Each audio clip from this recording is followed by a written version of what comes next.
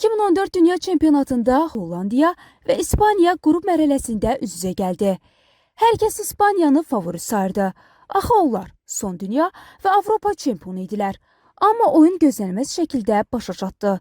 İlk qolu İspaniya vurdu. Ancaq bu uzun sürmədi. 44-cü dəqiqədə Blind sol cinahdan ötürmə etdi.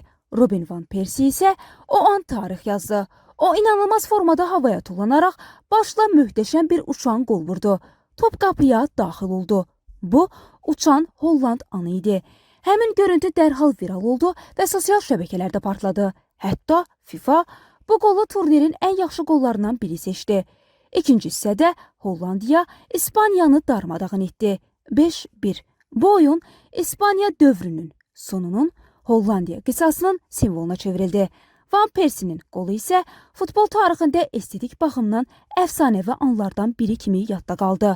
O qol hələ də milyonlarla futbol sevərin yaddaşında uçuş anı kimi qaldı.